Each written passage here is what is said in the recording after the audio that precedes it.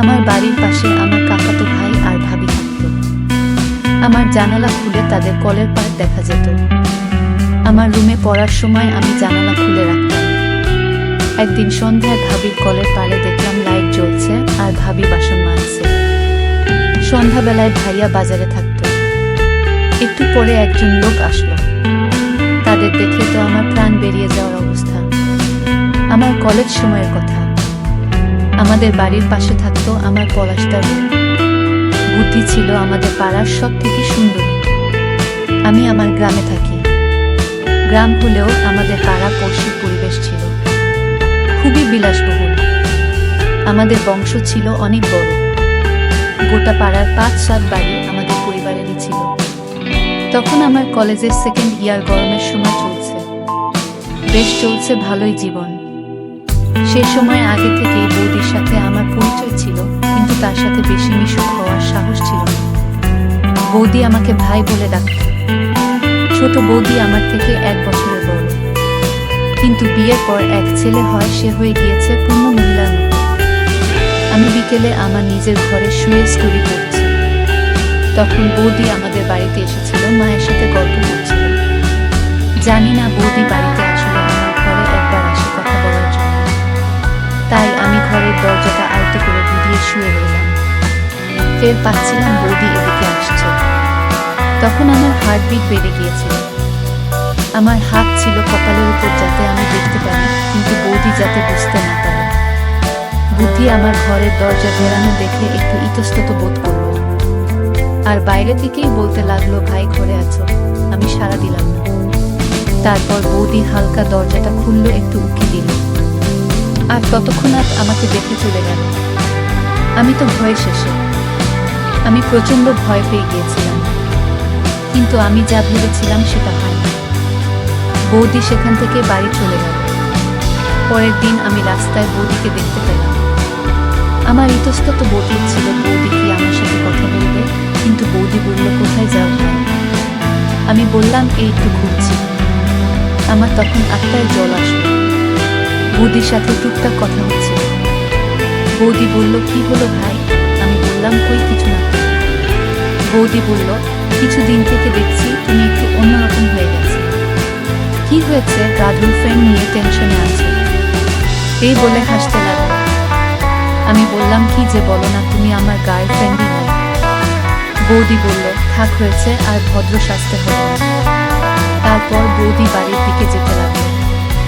তারপর আমি ও বাড়ির উদ্দেশ্যে রওনা দিলাম। রাতে বাড়ি এসে ঘুমিয়ে পড়লাম। ঘরের জানালা থেকে বৌদির কলের পাড় স্পষ্ট দেখা যেত।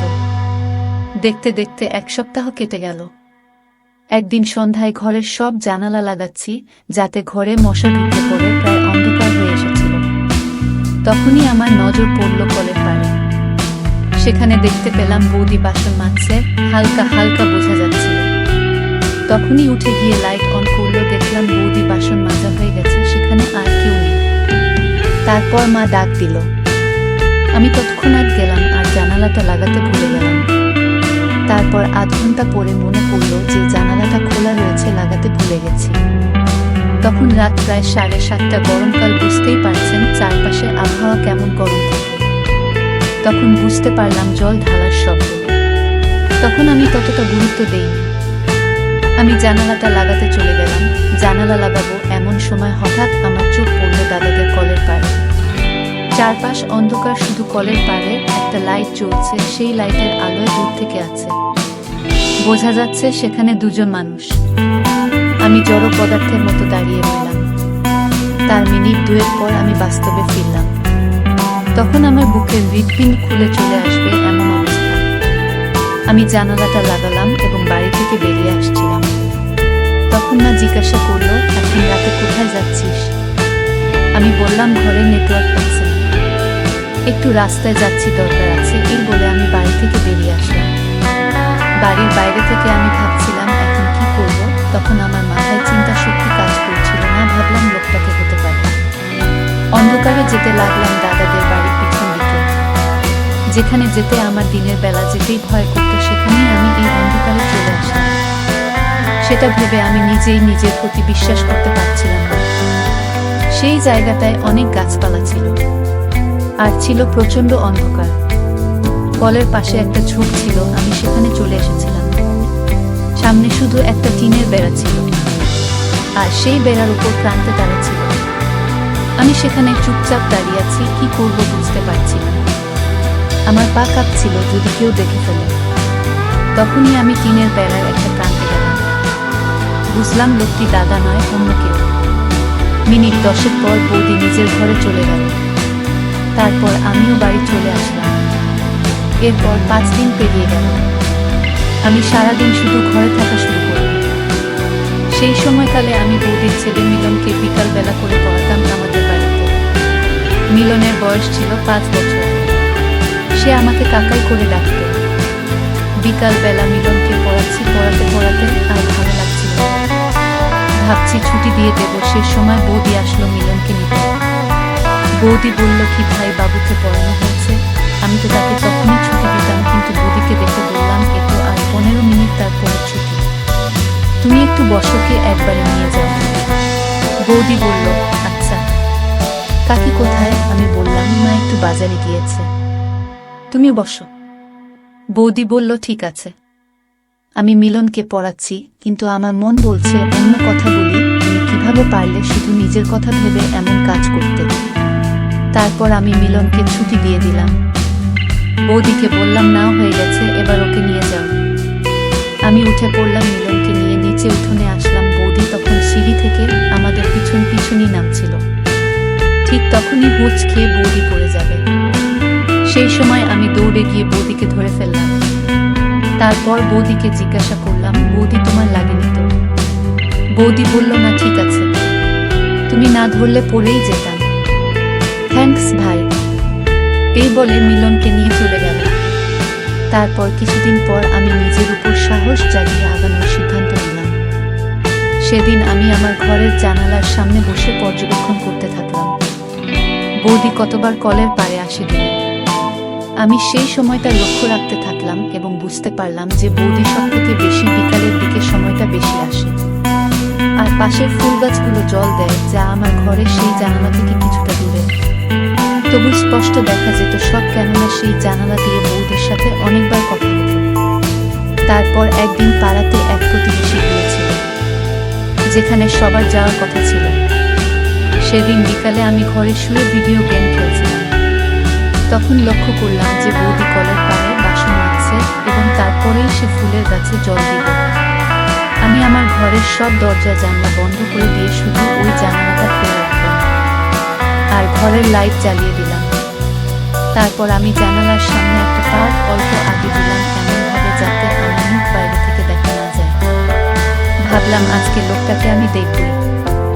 যাই হোক, কিছুক্ষণ পর বৌদি এদিকে আসলো এবং ফুল গাছে জল দিতে লাগলো। দেখতে দেখতে 10 মিনিট পার হয়ে গেল। বৌদি ফুল গাছে জল দিয়ে চলেছে, কিন্তু আজকে আর লোকটা আসলো না। একটু পর বৌদি সেখান থেকে বাড়ি চলে যায়। তারপর রাতে বাড়ির সবাই বিয়ে বাড়িতে যায়। সেখানে কিছুক্ষণ পরে দাদা বৌদিরাও যায়। বৌদি সেই সময় অনেক সেজে গুজে এসেছিল, কি সুন্দর লাগছিল দেখতে। সেই সময় আমি সবকিছু ভুলে গিয়েছিলাম, বৌদির দিকে চেয়ে আছে। কিন্তু তখন বৌদি আমার দিকে তাকাচ্ছিল না একবারে। কেন জানি না, মনে হয় বৌদি আমাকে কি মনে করছিল। তারপর খাওয়া দাওয়া করলাম সবাই। তারপর একটু বসলাম বিয়ে বাড়িতে। বৌদি আমার পাশে বসেছিল, তারপর দাদা। কিন্তু বৌদির সাথে আজকে কথা বলতে কেমন যেন অদ্ভুত লাগছিল। তবু আমি বললাম, তো বৌদি কি খবর? বৌদি বলল, কিসের খবর চাও বলো দেখি। সেই মুহূর্তে আমি কিছু বলতে পারছিলাম না, কেন জানি না। তারপর বোকার মতো বলে ফেললাম, বাড়ি কখন যাবে তোমরা? বৌদি বলল, একটু পরে, বিয়েটা একটু দেখি আগে। আমি বললাম, ও আচ্ছা। তারপর আমি আর কিছু বললাম না। আমি বৌদির পাশে বসে রইলাম। সেই সময় মিলন এসে আমার কোলে বসল। একটু পরে মিলন বলল, মা আমার হিসি পেয়েছে। তারপর বৌদি ওকে বাইরে নিয়ে যেতে লাগলো। তার কিছুক্ষণ পর আমিও পিছু পিছু গেলাম, যেটা বৌদি লক্ষ্য করল। আমি জানতাম আমার প্রতি বৌদির সম্মান আগের মতো নেই। বৌদি মিলনকে বাড়ির বাইরে রাস্তার পাশে নিয়ে হিসি করাছিল। হিসি কথা শেষ হলে মিলন দৌড় দিয়ে ভিতরে চলে গেল। তখন আমি বৌদিকে বললাম যে, কি হলো বৌদি, তুমি আজকে একটু চুপচাপ মনে হচ্ছে, ব্যাপার কি? বৌদি কিছু বলল না। তখন আমি বৌদির হাতটা ধরে বললাম, কি হয়েছে বৌদি? তখন বৌদি আমার হাতটা ছাড়িয়ে বলল, কই কিছু না তো বলে চলে যেতে লাগলো। তখন আমি বললাম, প্রতিদিন সন্ধ্যায় কলের পাড়ে লোকটাকে দেখি, উনি কে? তখন আমার ভিতরে এত কনফিডেন্স কোথা থেকে যে আসলো আমি জানি না। তারপর বৌদি রেগে গিয়ে আমার গালে একটা চড় মারলো আর এখান থেকে চলে যেতে লাগলো। বৌদি এই কথা শোনার জন্য মোটেও প্রস্তুত ছিল না। তখন বৌদি অবাক হয়ে গেল যে আমি কিভাবে জানতে পারলাম। ঠিক তখনই মিলন এসে পড়ল। এরপর মিলনের সাথে বৌদি চলে গেল। বৌদি তখন ভিতরে চলে গেল একটু পরে, আমিও গেলাম। আমি বৌদির দিকে তাকিয়েছিলাম, কিন্তু বৌদি আমার দিকে দেখছিল না। আমি একটু ভয়ও পাচ্ছিলাম, বৌদি যদি মাকে বলে দেয় তাহলে তো আমি শেষ। তারপর আমি বাড়ি চলে আসলাম। পরের দিন বৌদি ফুল গাছে জল দিতে আসে না, তারপর কিছুদিন ধরে আসলো না। আমি চিন্তায় পড়ে গেলাম যে আমি কি কথাটা বলে ভুল করলাম। তারপরের দিন বৌদি আমাদের বাড়ি আসলো আর সোজা মায়ের কাছে চলে গেল। আমি তো ভয়ে কাঠ হয়ে গেলাম।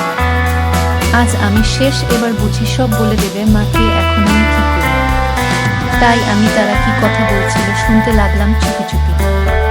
তখন বৌদি আর আমার মায়ের মধ্যে স্বাভাবিক কথাবার্তাই হচ্ছিল। আমি একটু নিশ্চিন্ত হলাম। তারপর বৌদি বলতে লাগলো যে মিলনের বাবা তো আজকে বাড়ি থাকবে না, আমি সন্ধ্যার পর আমার বাড়িতে পৌঁছাবো। কি পাঠানোর কথা বলছিল আমি জানি না। তারপর ওখান থেকে আমি রুমে চলে আসি, কিন্তু আজকে বৌদি আমার রুমে আসলো না, যার ফলে আমি আরো চিন্তায় পড়ে গেলাম। তারপর সন্ধ্যায় আমি বাড়ির পাশে চৌপতিতে গেলাম আড্ডা দেওয়ার জন্য। তার একটু পরেই মায়ের ফোন আসলো বাড়ি যাওয়ার জন্য। তারপর আমি বাড়ি চলে আসলাম। মা বলল, যা এই ব্যাগটা দিয়ে দাদাদের বাড়ি দিয়ে আয়। আমি তো শুনে খুশি হয়ে গেলাম, বললাম একটু পরে যাচ্ছি, আমার একটু কাজ আছে, এই বলে রুমে চলে গেলাম। তারপর আমি গিয়ে মাকে বললাম যে এটাতে কি আছে। মা বলল যে এই ব্যাগটাতে তোর দাদাদের বাড়ির কিছু বাজার আছে, আজকে তোর দাদা বাড়িতে ছিল না বলে তোর বাবাকে দিয়ে বাজার করিয়ে নিয়েছিল, বিকেলে এসেছিল নিতে, কিন্তু তখন তোর বাবা আসেনি বাজার থেকে, যা এখন এটা বৌদিকে দিয়ে আয়। মাকে বললাম যে আমি এটা বৌদিকে দিয়ে সোজা চৌপতি চলে যাব, আমার দরকার আছে, এই বলে চলে গেলাম ব্যাগটা নিয়ে। বৌদির বাড়িতে গেলাম। আমি জানতাম যে দাদা বাড়িতে নেই, তবু আমি দাদা ও দাদা করে ডাক দিতে লাগলাম। তারপর বৌদি ঘর থেকে বেরিয়ে আসলো, কিন্তু আমার দিকে তাকাচ্ছিল না, আর কথার উত্তর দিল না। আমি বললাম, দাদাকে বলো ব্যাগটা নিয়ে যেতে। বৌদি কিছুই বলল না, বারবার বলাতে বলল, তোমার দাদা বাড়িতে নেই, ব্যাগটা বারান্দায় রেখে চলে যাও। আমি তখন জেদ করে বলতে লাগলাম, আমি আসতে পারবো না, মিলনকে বলো আসতে, এটা নিয়ে যেতে। বৌদি বলল, মিলন ঘুমোচ্ছে। আমি কথা না বাড়িয়ে বারান্দায় যেতে লাগলাম। বারান্দার পাশে বৌদি দাঁড়িয়েছিল। আমি ব্যাগটা রেখে বৌদির দিকে দেখলাম, বৌদি অন্যদিকে মুখ করে দাঁড়িয়ে আছে, আর কিছুই বলছে না। বৌদি তখন আমার দিকে তাকালো, আমাকে দেখে একটু ইতস্তত হয়ে বলল, হয়েছে, ব্যাগ রাখা হলে যাও। সেই সময় হঠাৎ সজোরে মুষলধারা বৃষ্টি নামলো, চারিদিকে সজোরে বৃষ্টির আওয়াজ। এরপর হঠাৎ আমার ফোন বেজে উঠল। দেখলাম মা ফোনে। মা বলল, কোথায় তুই বৃষ্টিতে? আমি বললাম, আমি চৌপতিতে আছি। মা বলল, কখন আসবি, ছাতা তো নিসনি। আমি বললাম, আমার এক বন্ধুর বাড়িতে আছি। আমার এই মিথ্যা বলা শুনে বৌদি আমার দিকে খুব বিস্ময় লাগে তাকিয়েছিল। মা বলল, বৃষ্টি কমলে তাড়াতাড়ি এসে পড়িস। আমি বললাম, ঠিক আছে, বৃষ্টি কমলে এসে পড়ব। তারপর ফোনটা রাখলাম। বৌদি আমার দিকে আগের চেয়ে আছে। তখন সজোরে বৃষ্টি পড়ছে। বৃষ্টির সেচ আমাদের দুজনের উপর চাপ পড়ছে। বৃষ্টি কমার কোনো লক্ষণ না দেখে মাকে ফোন করলাম। বললাম যে আমি একেবারে সকালে বাড়ি ফিরব, আমি বন্ধুর বাড়িতে আছি। তারপর মা বলল, ঠিক আছে, সাবধানে থাকিস। ফোনটা রেখে বৌদির চোখের দিকে দেখলাম, বৌদির চোখে ছিল আগুন। তারপর সকালে আমি বাড়িতে আসলাম। শরীরটা খুব ক্লান্ত লাগছিল। এমন সময় মা বলেন, খবরদার রাতে বাড়ি থেকে বের হবে না, আজ রাতে বাড়িতে কীর্তন আছে, আজকে বাড়িতে থাকবি, না হলে বাবারা করবে। তুই তো জানিস তো বাবার আগে। আমি ঠিক আছে বলে স্নান করতে চলে গেলাম। স্নান সেরে বেরিয়ে খেয়ে দিয়ে ঘুম দিলাম, উঠলাম একেবারে বিকেলে, বেশ ঘুম হলো। ঘর থেকে বেরিয়ে দেখি বারান্দায় বৌদি আর মা বসে মালা বানাচ্ছে। আমি একটু লজ্জা পেলাম বৌদির সামনে যেতে। বৌদিকে দেখে আমি আমার হাসি আটকাতে পারিনি। তারপর মাকে গিয়ে বললাম, কি করছো তোমরা? মা বলল, দেখতে পাচ্ছিস না। মা সেখান থেকে অন্য কাজে চলে গেল, বৌদি সেখানে মালা বানাচ্ছে। আমি বউ কাছে গিয়ে বললাম, আমিও বানাবো। বৌদি বলল, ঠিক আছে ভাই। এরপর বৌদি একটা হাসি দিল। আমি তারপর নিজের রুমে শুয়ে রইলাম। একটু পরে মিলন আমার রুমে আসলো, বলতে লাগলো, কাকা কাকাই তোমার ফোনটা দাও। আমি বললাম, কেন কাকি, কি করবে তুমি ফোন দিয়ে? মিলন বলল, গেম খেলবো, দাও না। আমি বললাম, এই নাও, কিন্তু এখানে বসে খেলতে হবে। তারপর মিলনকে ফোন দিলাম।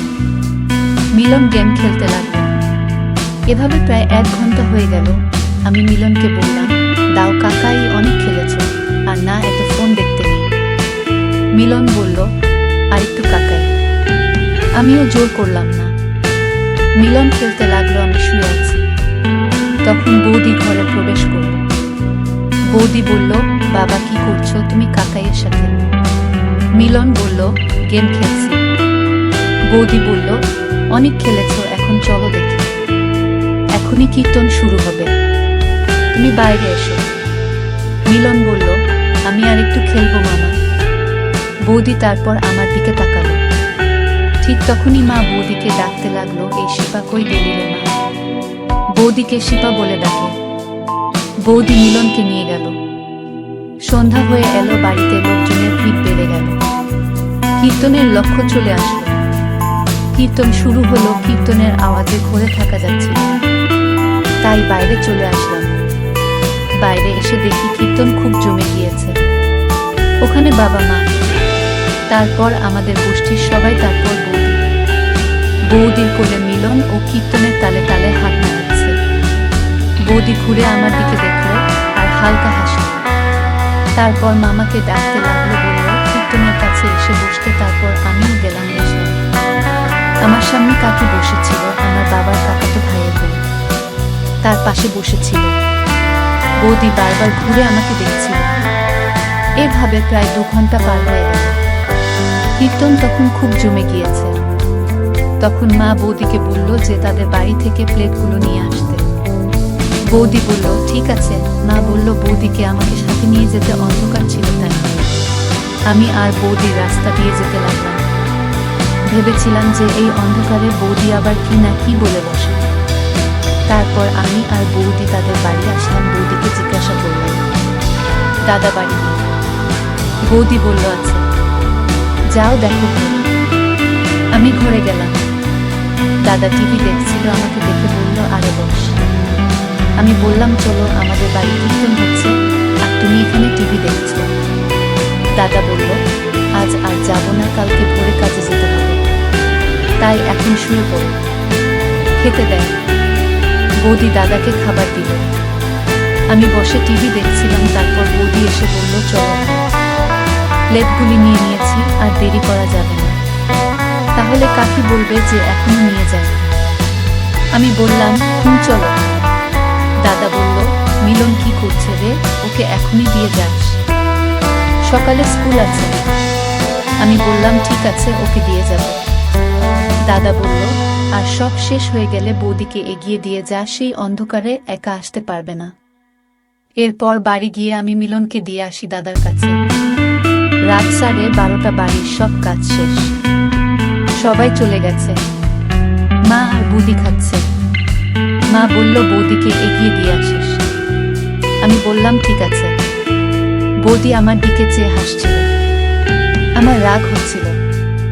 মা বলল, বৌদিকে বাড়ি পৌঁছে দিয়ে আয়। আমি বললাম, কেন? এখান থেকে ওখানে বাড়ি আবার পৌঁছে দিতে লাগে নাকি? আমার যেতে হবে না, বুঝলে চলে যাবে। বৌদি বলল, দেখেছো কাকি কেমন? এই এত রাতে আমি কি একা একা যাব এই অন্ধকার দিয়ে? মা বলল, হ্যাঁ ঠিকই তো, ও কি একা যাবে নাকি? যা শিগগিরই। আমি বললাম, আমার ঘুম পাচ্ছে, আমি যেতে পারবো না। বৌদি অবাক হয়ে তাকিয়ে আছে।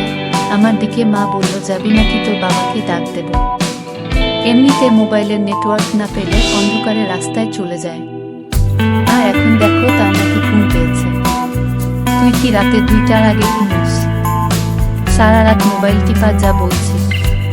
আমি বললাম, ঠিক আছে যাচ্ছি। এত গভীরে যাওয়ার কি আছে? বৌদি বলল, চলো তাড়াতাড়ি, আমার দেরি হচ্ছে। একটা টর্চ নিয়ে আমি আর বৌদি বেরিয়ে পড়লাম। বৌদি বারবার আমার দিকে দেখছে, তারপর হঠাৎ বৌদি বলল, চলো তাড়াতাড়ি বাড়ি, আমার দেরি হচ্ছে, তোমার দাদা অপেক্ষা করছে। আমি বললাম, কেন, আজকে কি কোনো প্ল্যান আছে নাকি? তারপর আমি কিছু বললাম না। তখন বাজে রাত 1টা। আমি আর বৌদি ছিলাম মেন রোডের পাশে কাঁচা রাস্তা। তারপর বৌদিকে রেখে বাড়ি চলে আসলাম। বাড়িতে এসে ঘুমিয়ে পড়লাম। সকাল 10টায় ঘুম ভাঙল, দেখলাম বাড়িতে কেউ নেই। আজ শরীরটা খুব ক্লান্ত লাগছিল। বুঝতে পারলাম যে মা বাবা সবাই হয়তো মাঠে গেছে। সেই সময় মাঠে অনেক কাজ থাকত। আমাদের জমিজমা ভালোই ছিল, কাজের লোক দিয়ে কাজ করাতো, বাবাই সব দেখাশোনা করত। উঠে ফ্রেশ হয়ে পড়লাম। তখনই মা আসলো। মা বলল, কখন উঠলি? আমি বললাম, এইমাত্র। তোমরা কোথায় ছিলে? মা বলল, মাঠে গিয়েছিলাম। নে বস, খেয়ে নেয়। আজকে আমাদের পিসির মেয়ের বিয়ে ছিল, তাই মাকে বললাম, বিয়েতে কে কে যাবে? মা বলল, কে কে মানে? সবাই যাব, তুই যাবি? আমি বললাম, আমি যাব, আমার কোচিং আছে। মা বলল, একদিন কোচিং না গেলে মহাভারত অশুদ্ধ হবে না। আমি বললাম, অনেক ইম্পর্ট্যান্ট ক্লাস আছে, যা হবে না। মা বলল, তোকে যেতে হবে। একা একা বাড়িতে থাকবি নাকি? না, একা ছাড়বো না আমি। তাহলে আমিও যাব না। আমি বললাম, ধুর, ভালো লাগে না। তারপর আমি বাড়ি থেকে বেরিয়ে আসে মাঠে চলে যাই। মাঠে গিয়ে দেখি বাবা কাজের লোকদের কি যেন বলছে। আমিও বাবার কাছে গেলাম। বাবা বলল, আজকে কোচিং নেই। আমি বললাম, আজকে বিকেলে। পিসির বাড়িতে কে যাবে? বাবা বলল, যেতে তো সবাইকেই হয়, কিন্তু মাঠে তো অনেক কাজ, কি যে করি? আমি বললাম, আমার কোচিং আছে, আমার যাওয়া হবে না। তারপর আমি মাঠে হাঁটতে থাকি। তখন হঠাৎ দেখতে পাই বৌদিকে। বৌদি আর দাদা মাঠে হাঁটছে। তারপর আমিও যাই তাদের কাছে। দাদা বলল, কি রে, কি খবর? আমি বললাম, এই তো মাঠে এসেছিলাম ঘুরতে। বৌদি আমার দিকে দেখছিল না। বৌদি হয়তো রাগ করছে আমার উপর। আমি বললাম, তোমরা বিয়েতে যাবে না? দাদা বলল, হ্যাঁ যেতে তো হয়, কিন্তু আমাদের সবার যা হবে না, কারো না কারো বাড়ি থাকতে হবে। আমি বললাম, ও আচ্ছা। তারপর বাবা দাঁড় দিয়ে বলল যে, বাবা বলল, আমি বাড়ি যাচ্ছি, তুই একটু এদিকে লক্ষ্য রাখিস, আমি বাড়ি থেকে খেয়ে আসছি। আমি বললাম, ঠিক আছে। দাদা বলল, আমিও যাই, কাজে যেতে হবে, স্নানটা সেরে ফেলি। বৌদি বলল, যা, আমি মাঠে থেকে কিছু শাক নিয়ে নিই। তারপর আমি মাঠে কাজের লোকেদের কাছে যাই, আর দাদা বাড়ি চলে যায়। আমি দূর থেকে দেখছি যে বৌদি ভুট্টা ক্ষেতের কাছে শাক তুলছে। তখনই আমার মাথায় একটা বুদ্ধি আসছে। কাজের লোকেদের বললাম যে, তোমরা কাজ করো, আমি ওদিক থেকে আসছি। কাজের লোক বলল, ঠিক আছে। আমি বৌদির দিকে সরাসরি গেলাম। আমি খানিকটা ঘুরে গেলাম, কারণ মাঠে অনেক লোক ছিল যে যার কাজ করতে ব্যস্ত। আমি ভুট্টা ক্ষেতের কাছে যাই। তারপর কি হয়েছিল সেটা বলবো গল্পের শেষ অংশে। গল্পটির শেষ অংশ দেখার জন্য আপনারা যারা এই চ্যানেলটি নতুন দর্শক, তারা চ্যানেলটি সাবস্ক্রাইব করে সাথে থাকবেন। ধন্যবাদ সবাইকে।